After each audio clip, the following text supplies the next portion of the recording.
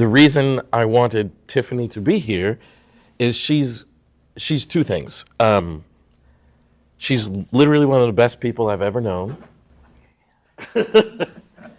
And she's one of the strongest people that I've ever known. Now, it's totally true, and I will give evidence to this shortly. So Tiffany, I'm just going to ask you a few questions. Okay. Because as therapists, like, we get taught a lot of theory and technique, but we actually don't get taught how to, like, believe in people. And the thing about Tiffany Haddish, I've never known anyone to believe in herself and in people more than her. So I want to ask her questions about that so you guys could learn and be inspired by this amazing person's story. Now, Tiffany, I'm going to share a part of your story, and then I'm going to ask you a really important question. Okay. Now, Tiffany's a very public figure, and she's been very public about certain things. But one of the things I didn't know until I knew her personally is, so the woman back there, Fern, she hosted something called the Comedy Showcase. Comedy Showcase. Right, is that what it You mean was? that Diversity Showcase. The Diversity. CBS Diversity Showcase. The CBS Diversity Showcase.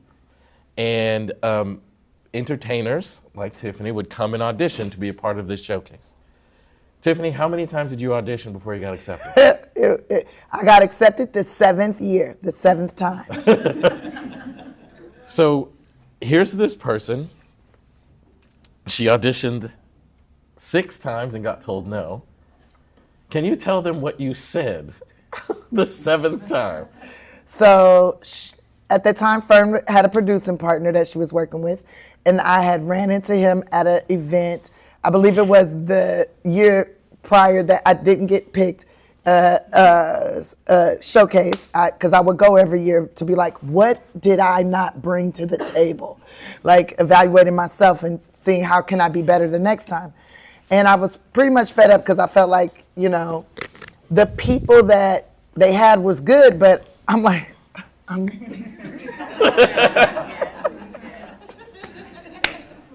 So I walked up to her producing partner and I said to him, I said, hi, I'm Tiffany Haddish, and I've auditioned for this showcase many times. And I'm going to come and audition this year too. And when I do, it'll be my last time auditioning, and you need to get on the Haddish train now before it take off, because I'm going places and you might want to go where I'm going, because I'm going to the top.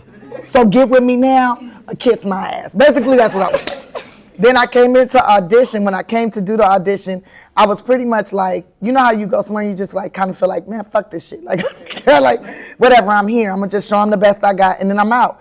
And so I did all my stuff. I did my characters and everything. And then I looked at them and said, are you going to hire me or what? Like, am you picking me or what? Because you need to get with me now before it's too late. I'm just telling you, it's going to be a period of time. It's going to be too late for you. And then Fern was like, ah! Like, is she serious? And I was like, all right then, I'm good, bye. And I just like walked out the room. And then I got a call, so you're gonna be on this year's showcase? I was like, really? Oh my God. Because I'm pretty sure they were insulted. And they picked me.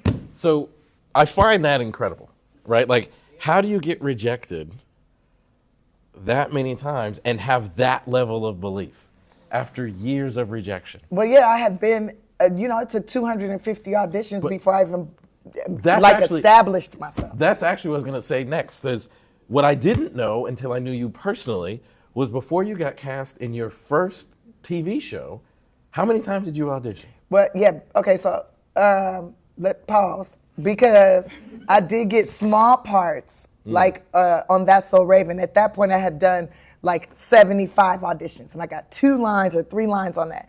And then after that, it was another 100 and something auditions before something really came through.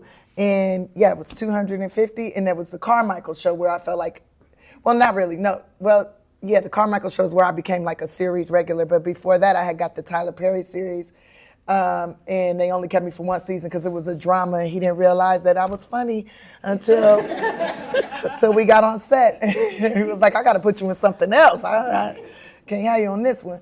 And I was sad about that, like, dang, I'm fired. But then I had got like hired the next day by the Carmichael show. So, and that's when things really started like rolling. All right, and there's a third thing about your resilience I want to point out.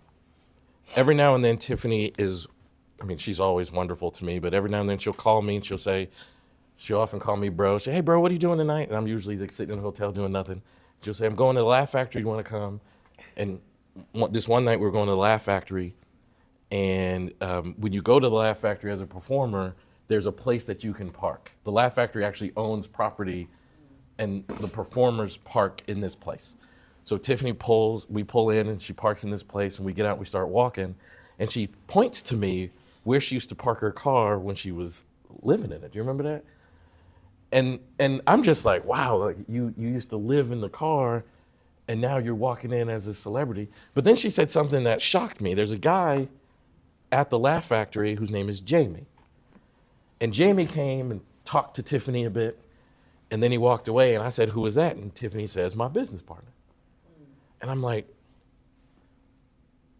so you're like in business for the building you used to park in front of? Yep. That's pretty incredible. I'm one of the owners. So Tiffany, I literally brought you here to ask you this one question. Mm-hmm. And that question is, like, as clinicians, people come into our office and they have depression or anxiety or stress. And as therapists, we struggle to hold on to belief. So while you were getting rejected for the diversity showcase, while you were doing 250 auditions, while you were sleeping in your car in front of the building you would one day own, can you explain how you held on to belief? So this gonna sound weird, but like, I feel like maybe it's not gonna sound weird, but to me, I feel like you can't depend on anybody or really trust anybody but yourself, right? You can really, like, what you gonna do. And sometimes you don't even know what you gonna do, right? But you gonna do something, or you might not do nothing, but you. And so, and I always in the back of my mind, I was just writing about this in my journal the other day, that I think when you believe in yourself, it's like you believe in God, like you believe in a higher power. If you believe that you can do something, if you believe, like, even if you kind of just a morsel of belief, just a little, like they say, a mustard seed, a little bit, a speck of dust of belief in yourself, then it's possible. And I'm also a firm believer, how can I expect anyone to invest or believe in what I'm saying or believe in what I'm doing or even love me or care about me if I don't believe harder than everybody else? And I think the main thing, and I remember, and I just ran into her, I just did a thing for her, Marla Gibbs. When I was in foster care, they had this program, this little theatrical program for the summer at the Vision Theater that she owned in Lamar Park. And she came and talked to all of us, but she didn't talk to me individually, but she talked to this whole group of kids, and she said, the main thing in life is you can't give up. You can't give up. If you want to live, you have to continue. No matter what, continue. Never quit. If it's something that you believe in, if it's something that you love, if it's something that you care about, then you have to continue on.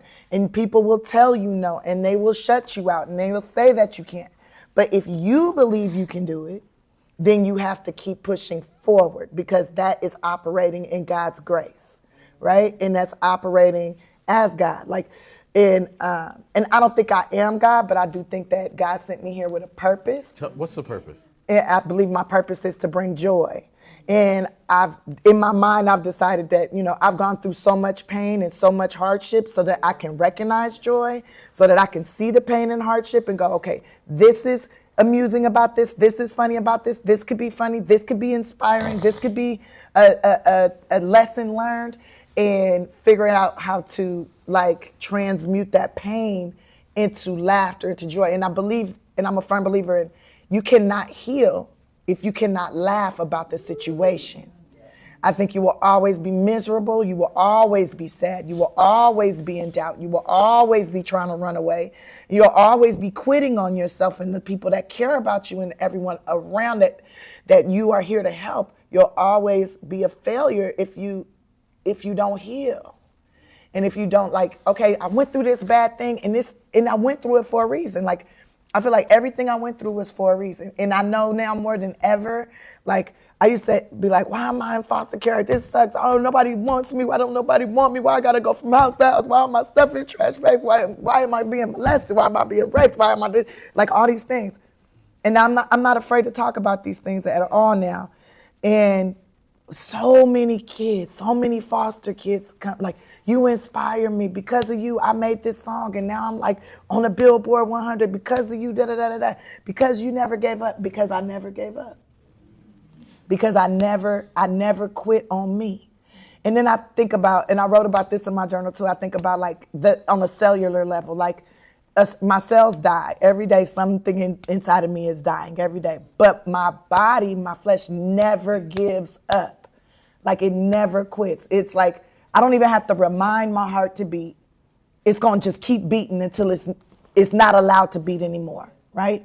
And I need to be like my heart. Like I try to be like my heart. I keep trying to move forward, just keep trying to go no matter what.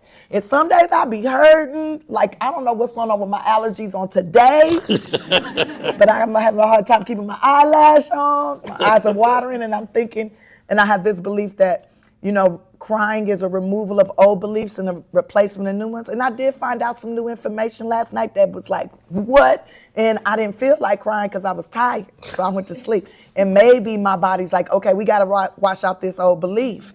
Because if you let them pile up, I think that's what make you depressed and crazy too, and make you quit on yourself when you hold on to things that you know are not true, that you know aren't serving you, you know this is not helping you. And yeah, then you like, I'm sitting in your office.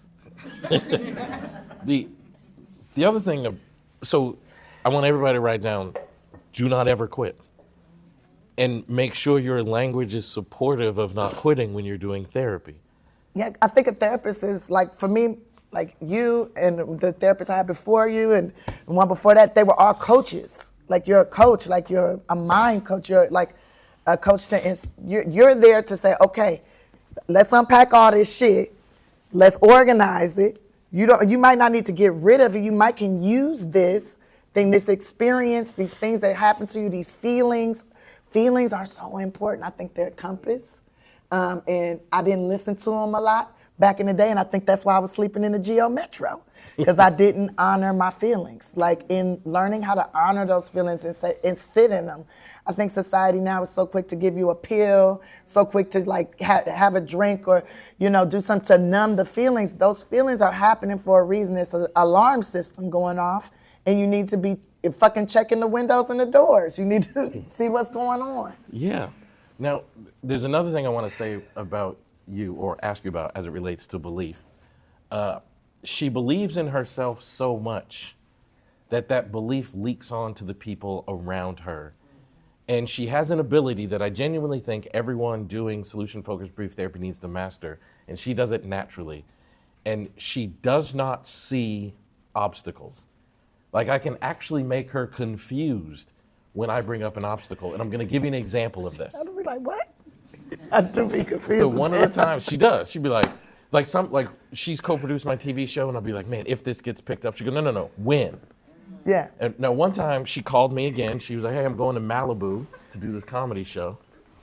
It was called like Schlep Out to whatever. Like Malibu is to LA people, that's a long drive. It's like 45 minutes. Yeah, that's a long time.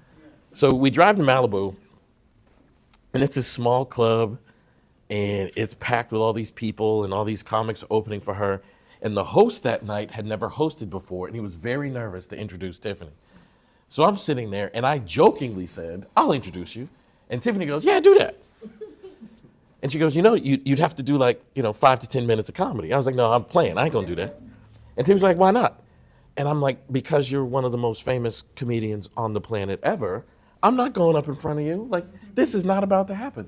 And you watched her brain be like, but just go do it. Like, why are you pointing out obstacles? Just go do it. And I was like, Tiffany, this is not gonna happen. I'm not doing this. I am not a comedian, and that stage is for comedians. And you're like no, I'm throwing every excuse I can at her. And you can watch her brain being like, what is wrong with this dude? Just go do it. Because she does not see obstacles. Now, after the show, we get in the car, and she was like, what is wrong with you? Because she doesn't understand. Her brain doesn't process obstacles the way normal people do. And in that moment, I was so disappointed to have disappointed her. I was all right, the next time she asks me, I'm saying yes. I don't care what it is. But like she was just saying about emotions, like being your guide, my punishment was the next time she asked me was 5 sold out shows in San Jose, California. And she was like, will you come open and do 10 minutes? And I said, yes. And I was nervous. And but tell them about the first time you got on stage. And you got on stage one time, and then I had you come to those shows. That was at the Comedy Chateau. I did an open mic night for 3 minutes at the Comedy Chateau, which I'm performing there on Saturday night if anybody wants to come. And actually what I think was the trick was you came to the training I did, and she was like, you should do this. And I was so nervous. And she just kept saying, but you're funny. Like, you can do this. You don't even know it, but there's a stand-up comic inside of you, and you can do this. And I got up on that stage with her belief, not mine. Like, I took that stage in San Jose with Tiffany Haddish belief, not my belief.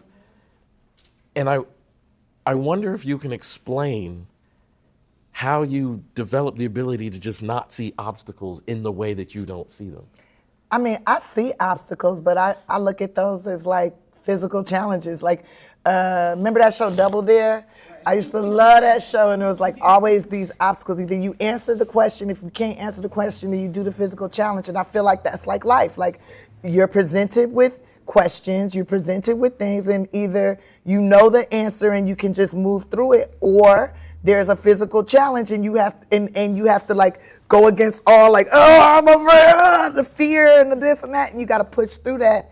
And once you push through it, it's like, wow, this is so dope. Like, and I feel like fear is like I feel like that's the devil's instrument to like keep you down, to not help you recognize that God is inside of you, that you have superpowers. I think every human being has a superpower. Who else have you heard say that?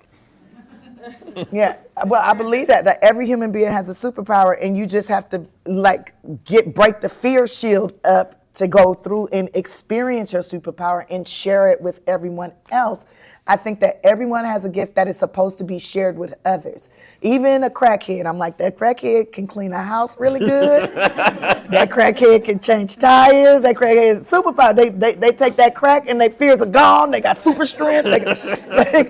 Everybody has some sort of power, and you have to be able to remove the fear to access it, though. Sometimes you need fear to access it too. Some people operate really great in fear. Right. Sometimes I do it very well when I'm scared, and I don't know why, but I do. But yeah. But another. I just don't see. I don't believe in challenges as long as there's no gun, no cyanide, no potential of a deadly disease. I think you can do it. Because another example, my favorite rapper is a guy by the name of Joyner Lucas. Joyner Lucas is this dope rapper. He's incredibly crazy creative. His videos are absolute next level. And Tiffany, myself, and Joyner were hanging out one day. And Joyner said, I got this video that I'm about to release. Do y'all want to see it? And the video has now been released. You guys might have seen it. It's called Broski. And Joyner Lucas's videos are crazy, and this is a very crazy, amazing video. So he plays the video for Tiffany and I, and he says, I don't know if you remember this, but he says, I would like to submit this as a short film to the Oscars. And then he said the word that I swear this woman doesn't really see. And the word, he says, but I don't think it can work. I don't think it's long enough. And I watched her brain do the thing it always does. She goes, what? She goes on Google and finds the parameters, the criteria to submit a short film. And she goes, no, John, as long as it's shorter than 40 minutes, it's a short film. And look, here's the person's name you submit. And I'm sitting there thinking, the man, do you know how big an Oscar is? Like, this is like, and she was just like, but look, here's the criteria. she doesn't see it. She just Yeah, and anybody could submit for an Oscar, and it could be anything, any kind of video. You could submit a video of your kid eating baby food. You can submit anything for short film as long as it's under 45 minutes. Right. It could be 10 seconds, 30 seconds, and that's probably going to be the one that wins. Because the shortest film in the short film category usually wins because that's the one everybody actually watches because it's short. I know I've been voting for a while now, and I'm like, ooh, 30 minutes? I don't got 30 minutes. 10 minutes, let's see. You win. But it was so crazy. Like, this is an extremely successful rapper. And she's saying to him, here's the criteria. And I found the name you submitted to. Like, here's how you submit it. I've been texting them like once a month saying, did you submit yet? Did you submit it? It's time. Like, is you coming up or it's coming up? The deadline coming up. Like, look, it got 6 million views. Submit it. I watched him. He was like, wow, really? And it's her ability to just not see boundaries, or at least not give them power over her. And I think that's an incredibly important lesson for therapists to learn. Is like, people come into our offices and they have all these boundaries around that they have given power to. Like, I can't because I'm not a comedian, I shouldn't take that stage.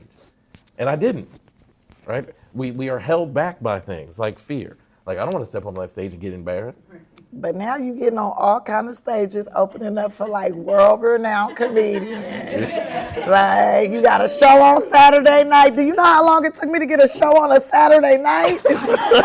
You did it in less than a year, man. You're going to have a lot of people jealous of you and stuff. That's already happened. Because you got so many people that believe in you. That like, and you got to be cool. When they jealous, that means you winning now. But you doing good. You doing good. But you know what happens? I call or text her after I get off every stage, and she always says the exact same thing from such a deep place. Like, I started this by saying, like, this event is birthed on love. The message that we carry is a message of love. I get off of a stage and I will I'm an excitable guy. I probably text you too many times with too many exclamation points. I'd be like, what? But I will text her, call her, and every single time she says, I'm so proud of you, bro. Keep going. She says the same thing every single time. She's never asked me for nothing. She just says, I'm so proud of you, bro. Keep going. And I'm still, like, I believe in myself a little bit more now because I've done it a few times, but I still carry the belief that what does she see? I want to keep going until I can figure out what it is that Tiffany saw all the way back in Malibu. So be that for your clients. The non-negotiable is belief. Like, that's the non-negotiable. I've watched her do all kinds of things, but the non-negotiable, I've never seen her doubt herself or anybody she loves or cares about, ever. It is literally not in her. And it doesn't matter if they're celebrity friends. Like, the cool thing of hanging out with Tiffany, sometimes we were having lunch and she'd be like, and I'm like, what's funny? Shaq. I'm like, Shaq! I'm like, Shaq! And then other times I'll be with Tiffany and someone will walk up and hug her and this person will be crying and then Tiffany will cry and I'll say, who was that? And Tiffany will be like, that's a friend of mine I've known for 30 years. They're not a celebrity at all. They're just someone that, so it doesn't even matter. She just believes. The non-negotiable is belief. And as a clinician, we got to make the non-negotiable belief, period. Full stop, end of story. We just believe in people because that's the only way to transform someone's life. Now, you guys know, like, I'm not someone who gets nervous super easily, and I was pacing. If there was vodka in here, I would have shot that, and I don't even drink. But the reason why is, like, there are people in here that believe in me. Like, Angelica's sitting right there, and Mim's sitting right there, and Fern's sitting right there, and Anna's sitting right there, and Adam. Like, at different points, these people had to support me simply based upon belief in me. That's how you change someone's life. Like, my life will never be the same because Adam, when the entire field was doing very racist things to me, Adam was like, I'm riding with this guy. And my life has not been the same. And Adam took significant professional risks by doing that. Now we rich, Adam. I don't know what to tell you. Because he believes. When you believe in yourself. But seriously, though, Lena Horne, the Wiz. It was, I don't know how to teach that other than to talk to the people who I believe that's their superpower. I think I tell her all the time, comedy's not your superpower. It's joy, it's that belief, it's that thing you see. Yeah, that's how I've been saying, like, on my videos lately. Like, some of y'all might not think I'm the funniest, and that's okay, but I'm entertaining as hell. You will be entertained. You might not laugh, but bitch, you gonna talk about me tomorrow. You gonna be at the cooler like, you know what that crazy girl said? Let me tell you what this child did yesterday. Like, you gonna be talking about me. You will be entertained. All right, so look. Tiffany has a hard out in 15 minutes. So before we let her go. 15 minutes or so. I'm having fun. Tuesday here. I'm going to be in trouble if it ain't. Okay, all right, cool. All right, so are there any questions you guys have for Tiffany? And remember, I have veto power. Yes. Dennis, can you see if there's any questions in the Zoom space? If anybody has a question for Tiffany. So you just glossed over 170 rejections, 250 rejections. How in the world do you keep going, even in the belief? Doesn't it wear on you or make it go down? Or? It definitely did wear on me, and I did make some choices that were not good for me.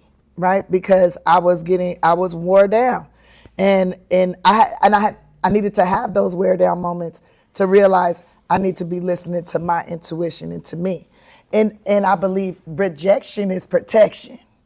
If I would have got to where I'm at right now in my 20s, I would probably be a drug addict. I would be a Lindsay Lohan or a Britney Spears. No shade to them because they built some amazing careers, but they were attacked. Like, I feel like the entertainment industry is not necessarily something for the weak. You can't be weak. You can't be weak because everybody's opinion is going to be thrown on you. Everybody's going to say whatever they believe, whatever they think it is, right? And they believe in you, though, so that's what keeps you where you at. Like, as long as people believe in you or talking about you, somebody's going to buy a ticket, somebody's going to show up. You know I say, like, my thing is to bring joy. And some people really like to talk bad about me, real bad, right? And it's a big rejection. At first, it used to hurt real bad. And sometimes it still do poke at me a little bit. But I had to tell myself, look, can't nobody say nothing worse than what my mama used to say. And I loved her. That was my first love. And she used to talk bad about me like a dog and beat me up. So, like, I'm like, can't nobody top that. And I'm doing my purpose. If people talking bad about me, their joy might be to talk bad about others. Some people enjoy talking shit about people. Some people enjoy trying to destroy someone else. And if you enjoying it, then I win still. But all those rejections, I feel like was protection, preparing me for this level of success. Had I been received, had I been put on, had I been doing the movies, had I not shown up for 7 years in a row to audition, I wouldn't have been strong enough to carry the weight that I've carried now. When I was in that CBS Diversity Showcase, there was parts that were written for other actors, but I was so strong, and people would say confident, and I would tell you I'm not confident. I'm courageous, right? I dare to fail. I dare to make mistakes. I take the chances, right? I'm willing to take a chance. Now, it might be a bad choice, but then I learn from that never to make them kind of choices again, right? I dare to believe in people that have dreams.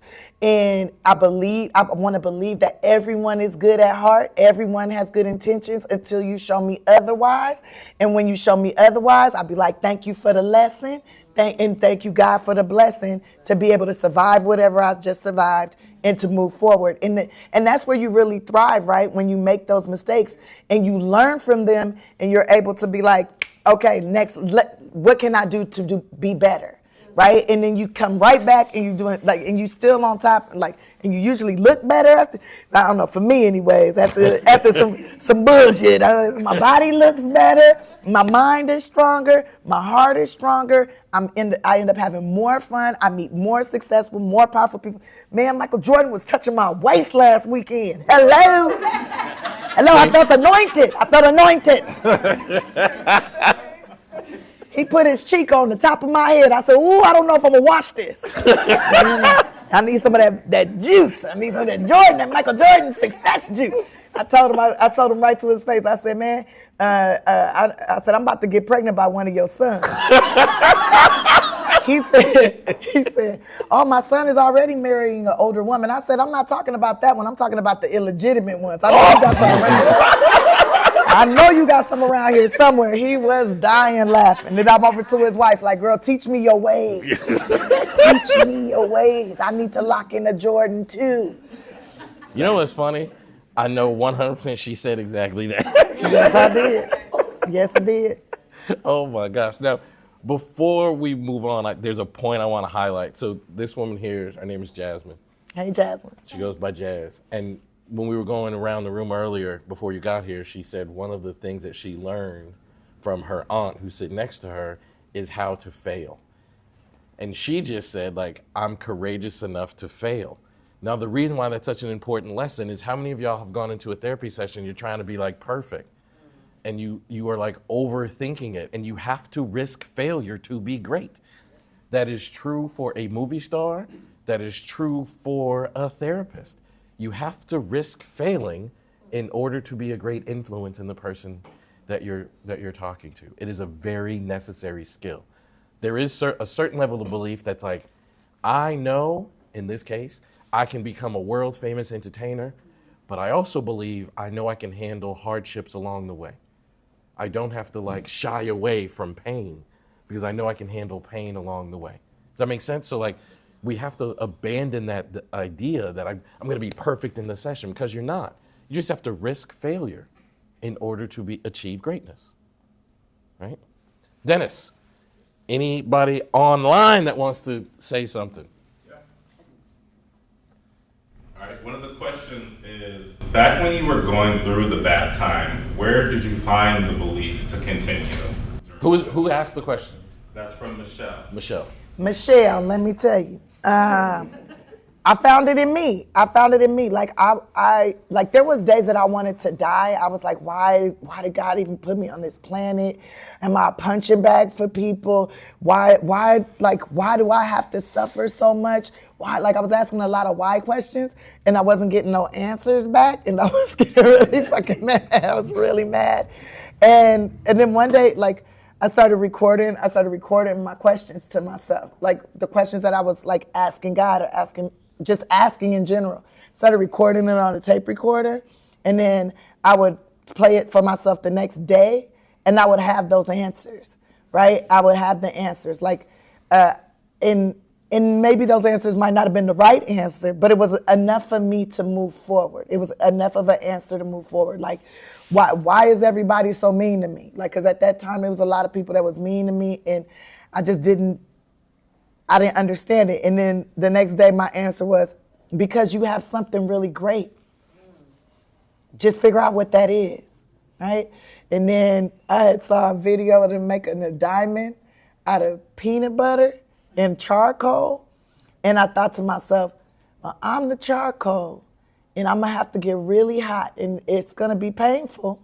Things are gonna be painful, but then somebody gonna put me in some peanut butter, cool me off. And somebody gonna wash me off, and I'm gonna be a diamond, or I'm gonna look like a diamond at least. And then I just started trying to, like, also I use my imagination a lot too. Like, I would be in my car and I would just imagine that I'm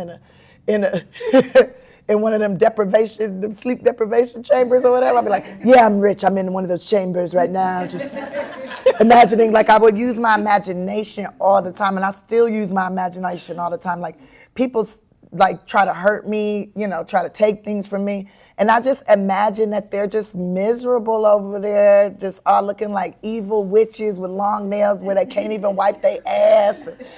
And just, I just be imagining that they're suffering in some kind of way, and that's why they're trying to hurt me. And then I just send I send a little love energy. I imagine I'm sending them a little bit of love, a little bit of joy, and then I just hope that in that love and joy, I hope they get like a chronic yeast infection that they can't cure. I hope that they crotch itch for 2 years straight.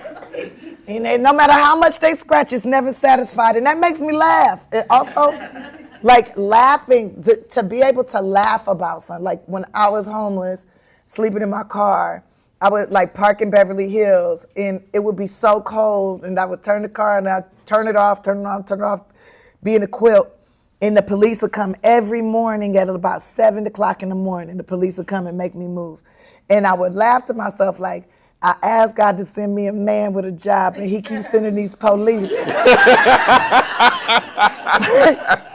I would laugh about it, right? I would just laugh about it. And then it got to the point where they knew me by name. They like, Tiffany, you're a pretty girl. You shouldn't be sleeping out here like this. And I'm like, I'd rather sleep in my car than sleep in the bed with some man who don't care about me using up my body. I'd rather tax my body with being cold than tax my soul with somebody having to penetrate me for the roof over my head. Like, I'd rather that. Because I had been through enough already at that point. I'd been violated, and I had no control over what house I was sleeping in. I had coming from foster care, you don't have no power. Like, and when I think about it, and somebody said this to me, I think when I was like 21 or 20, they said, the hardest time of your life is over now. The hardest part of your existence is over. Now it's all up to you. The hardest time of your existence is when you're a child and a teenager, because you really have no say so. Now everything is however you want it to be, however you decide, however you paint it. And people will challenge it, and you're supposed to be challenged so you can want better for yourself. If you don't want better for yourself, you won't do better for yourself. So, it was hurting a lot. Hurt a lot. Took a lot of ibuprofens. But I just start using my imagination. I feel like imagination, God give you that for a reason. That's where I think we wouldn't have chairs, we wouldn't have these tables or pens or nothing if people didn't have their imagination and a little bit of suffering to go like, we need to make something to fix this. Like, I need to come up with something. And I feel like my imagination is what pulled me through all those hard times, imagining better times, imagining, the pain going away, imagining the funny in what's happening, like finding the joy, like constantly. And everybody wants to be happy. Everybody wants joy. So just finding that. And sometimes you got to look through a lot of shit to find it. And sometimes it's right there. And sorry for cussing, but that's what makes me feel good. So, again, something I want to highlight that she just said is she keeps using the word pain and suffering. I don't know a single successful person, literally not one, that hasn't suffered at some point. Yeah, they all suffer. Every single one. Yeah. It's every single one. You can't. I don't know not one female that ain't been beat up on or some kind of abuse on that's successful. Yeah. Not one. Even Beyonce, she used to get whoopings. Don't talk about Beyonce. You can't talk about Beyonce and Taylor Swift. You get in trouble. I can't talk about Beyonce. I talk about both of them. I know them both. And I'm not talking bad about them. Even Taylor been through some things. Everybody been through some mess. So you have to be strong for success. You got to go through some mess in order to carry the success. The reason why I think that's so important is we see our clients in the mess. But you have to remember you're seeing, like, the imagination is about the future version of that person. Like, if I had met Tiffany Haddish, like, 2005, I'm talking to this version of Tiffany Haddish not yet occurred. But it was in her, right? It was in her. Like, this 2023 Tiffany is in her in 2005. But 2005 was off the chain. She was homeless, hungry, and looking for opportunity. But that's I'm just talking to the evolving thing. And I think too often we get too tied up in the circumstances. Who they are now. But I'm talking to the future version of her. Right? I'm talking to the future version of this person. Yeah, the president of She Ready Studios. Yes. And she is so much more. She is in... I see it now. There's stuff about her that she doesn't tell. Like, she is an epic businesswoman. One time at the Laugh Factory, she does this thing that I don't know how you have the courage to do. She will stand in front of a live audience and go, any questions? And I'm like, shit. Like, this could go all... And I'll never forget, this one woman raised her hand. Tiffany says, yes, ma'am, you? And she starts to get emotional. She says, I don't have any questions, but I just want everybody in this room to know that I'm a teacher at some school district somewhere in LA. And Tiffany comes to that school and donates hundreds of thousands of school supplies and all kinds of suitcases and stuff. Yeah, I gave all the kids suitcases. She worked with a lot of foster kids, and I gave the whole school district. I've had them get all their foster kids out of that school district.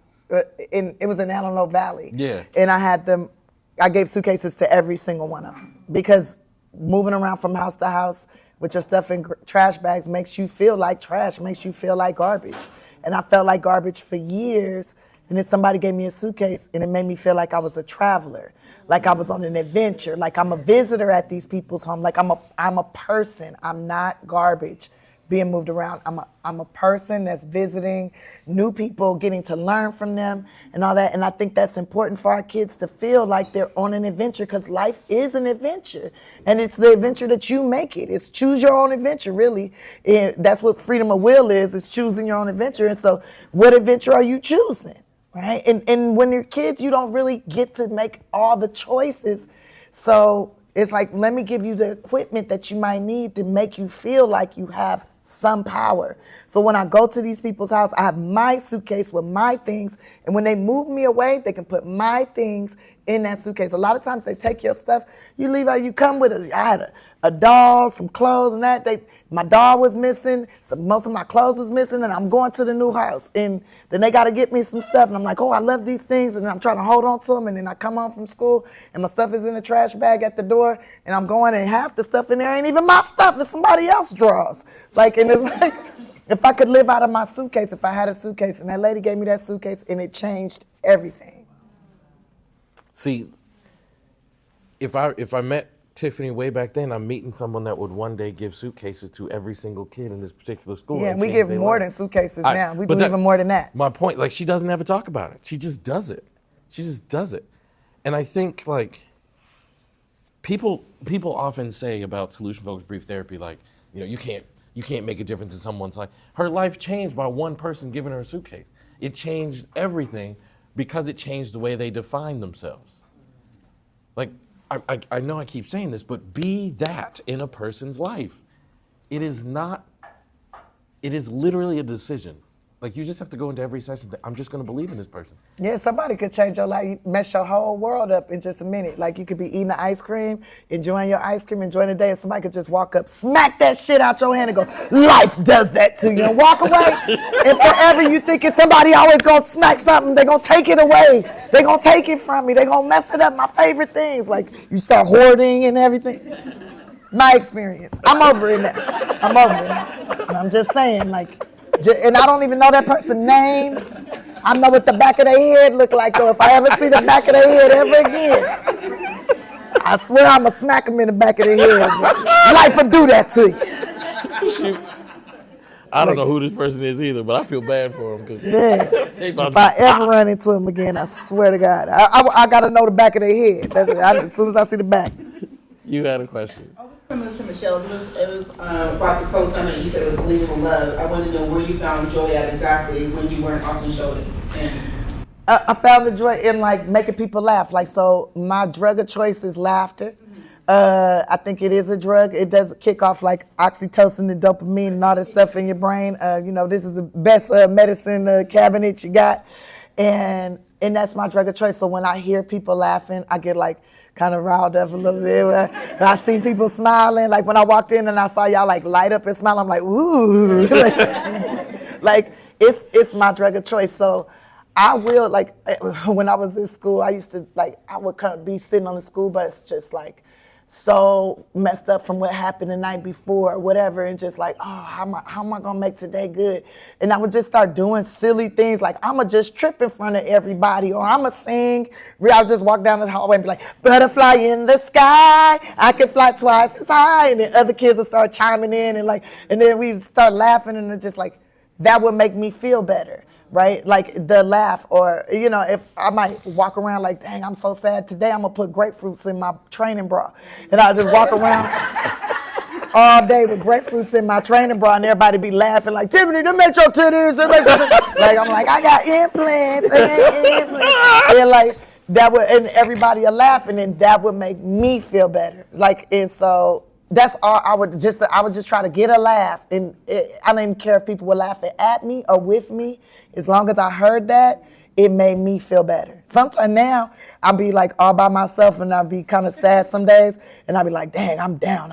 And I'm like, I could call somebody, but I don't feel like talking about nothing. So I'll go to YouTube and put in like people laughing or baby laugh videos or something where I hear people laughing and then it'll change my mind frame. Because I'll get high off of it. I don't know why. I get high off of that. The thing about her is she's a master of her own mind, and she's a master of language, and she's a master of emotion in the room. I've watched her do comedy enough that I'm in awe, not of how funny she is, but she can control a stadium. It's the most amazing thing I've ever seen. A tickler of spirits, a tickler of souls. Yeah, it's Like the other night I did a show at Yamashiro's a Tuesday night, and that's like right after like the whole thing in Israel and everything, and I was definitely in my feelings and seeing like all the stuff that's going on in Palestine. Like I was in my feelings because I'm a Black Jew too, so I care, and to me it looked like it's like the kickoff of a genocide, and it just really, really bothered me. But I got to go on stage and be funny. And I go on stage and I'm telling my jokes, like some of my regular jokes. And then I just decided I'm going to address my feelings because I'm in it and I know other people are feeling it. It's a woman sitting in the front row with a hijab on. It's a dude over here look like he's from the Persian Mafia. I'm going to just address how I feel. And I address my endometriosis. I addressed the loss of my miscarriages on stage in front of everybody. And this is not funny stuff. But people, for some way, I don't know how I did it, but I found the funny in it. And then I started crying on stage. And then the people was getting all emotional. I was like, don't look at me when I'm crying. They start laughing. And I'm addressing what's going on in Israel and like how to me it's like I compared it to, like I was like, this is how I break it down in hood terms, what's going on. And how I'm processing this might be wrong, but to me it's like two gangs that's fighting each other, and there's all these innocent bystanders getting caught up in the drive-bys, right? And that's what it is. And it's like, you know, the Crips and the Bloods joined up and they doing one thing, and then the police, they bigger and stronger and got bazookas and the big weapons, and it's these gangs fighting each other. And they're using religion or using turf. They're using all these things to say, we're better, this is ours. And it's like, it's none of y'all's. All this is God's. Like, all these people belong to God. All this land belong to God. And I don't care if you're Muslim, Jewish, whatever. You all belong to God. Like, we all are in the same, like, and then you don't even got to believe in God. You belong to something higher than you because something making your heart beat every day without you commanding it to beat. So, stop killing the innocent bystanders. It fixed it. And then I was telling everybody, I was like, you fix it, you fix it, you fix it, you fix it, you fix it, everybody fix it. And the people were crying and laughing. And I'm like, whole makeup running down my face because I'm just in my feelings. But I think it was raw and beautiful. And then Steven Spielberg called me. He's like, I heard you had an amazing dramatic comedic performance last night. See what I'm saying? See what I'm saying? Sometimes she just be like, hey, Steven Spielberg on me. Yeah, I couldn't believe. I was like, you calling me, bro? So after going through I want to make sure I ask this correctly. Like, when did you arrive at a place where you're like, I made it, I feel safe? And I don't mean like I made it monetarily or anything, but like there were times you were like, why me? When did you get to a place where you're like, I can breathe, I can like. The first time I was on the Arsenio Hall show.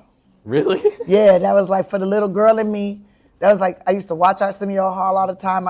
We had this little black and white TV, little bitty TV, and I would like pull it in the closet and watch it because I was supposed to be in the bed, but I was in love with Arsenio Hall. I wanted him to be like my dad or my husband or something. I wanted him to be something important in my life.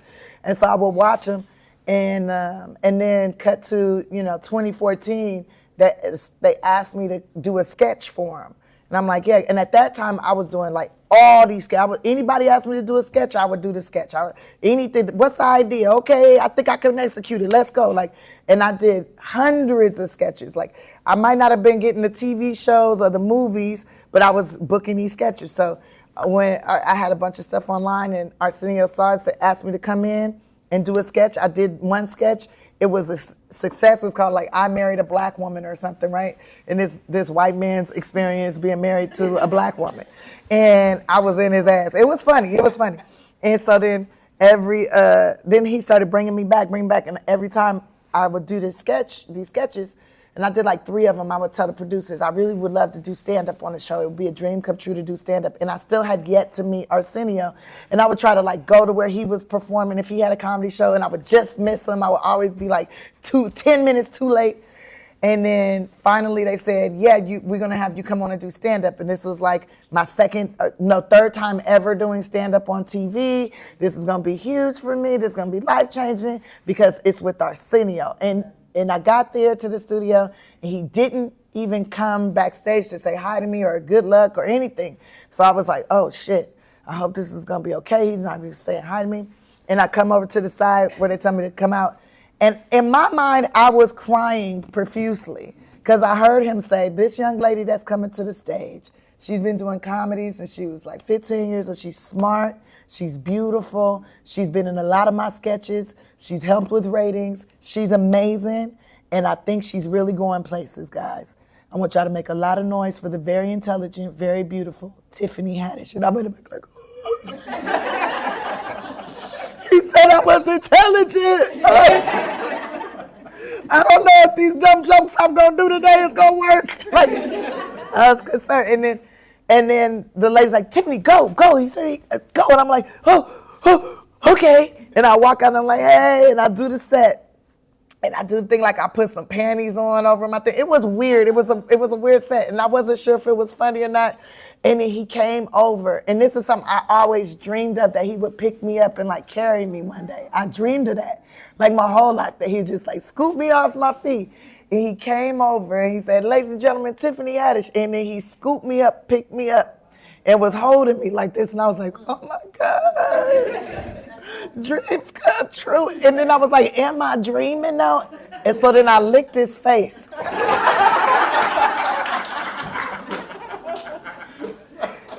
And he tasted just like Ovaltine.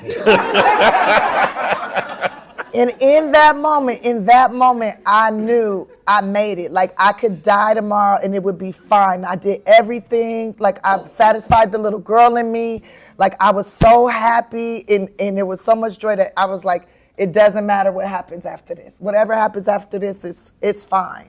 And then like a week later, Tyler Perry calls me.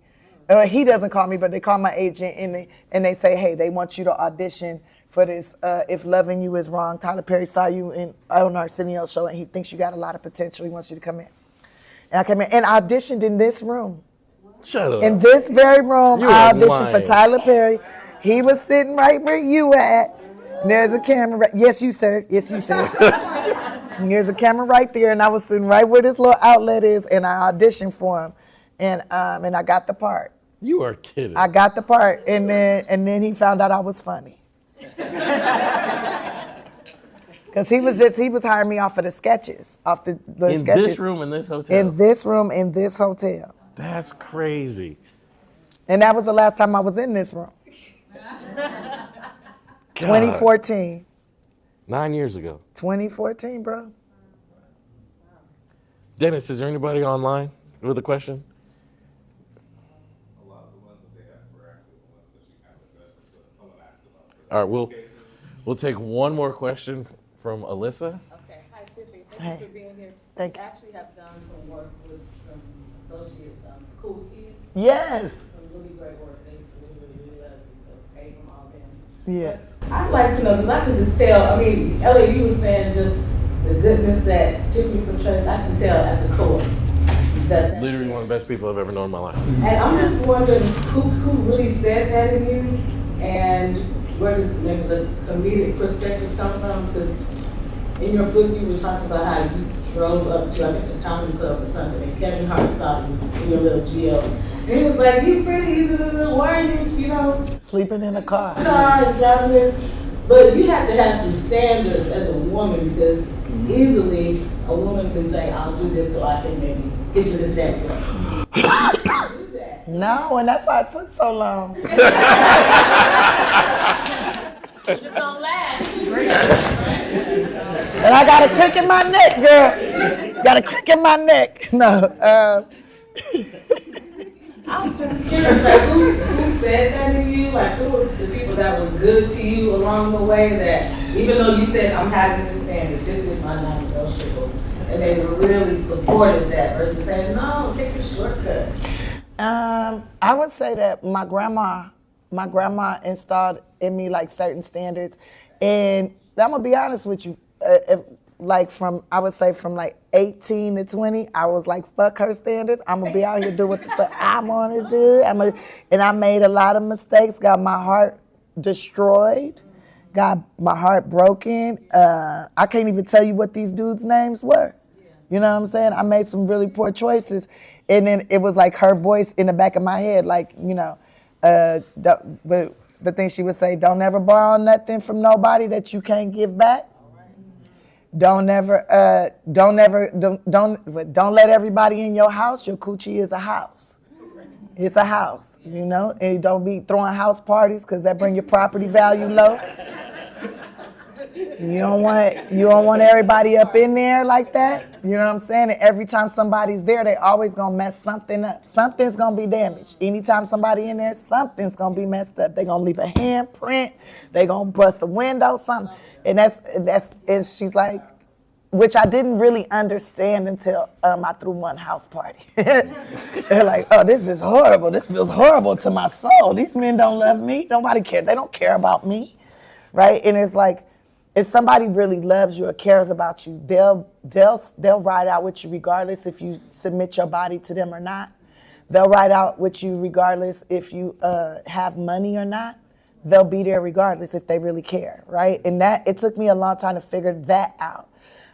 But when it came to like the flesh, and I've been out here, and always my grandma would say to me too, like, she said, date as many men as you can so you know exactly what you like, so you don't just be marrying the first dude that asks you to marry him. And it's gonna be a lot of men that ask you to marry him, and they not gonna know you for nothing. They just going off of what you look like and what they think they can get you to do.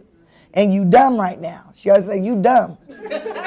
You dumb. You 24. You're dumb. You're stupid. You stupid. You don't know nothing. You feel like you know things. You feel powerful because your body young, but you're dumb. Just know that. And she's like, don't be afraid to ask me questions. Don't be afraid to ask me stuff. And I would ask her stuff, and she'd be like, that's personal. I'm not sharing that with you. That's personal. That's personal. And she always would tell me, stop telling everything. You tell everything. Stop telling everything. Like. And it took me a long time to learn that too, like, because I would just pour my heart out to people because I believed that everybody was good. Everybody had good intentions. But it took a few times of me getting like hurt real bad to realize everybody don't have good intentions, and really they do have good intentions for themselves. Everybody cares about self first. So like if you want something from somebody, figure out what they want for themselves. And then if you can give them a little bit of what they want for themselves, then you can get what you need for yourself, right? And I like to believe that I don't operate that way. I like to believe like I care about everyone around me before I care about myself.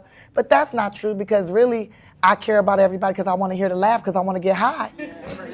Because for myself. Like, so it's like, I realize like we are, and there's nothing wrong with wanting for yourself. And especially if what you want is going to help others and it make you feel good and it don't hurt nobody, there's nothing wrong with it.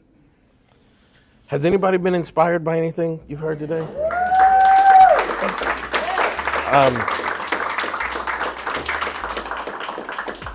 It's funny, and you see why I love this woman so much. She's such an amazing person.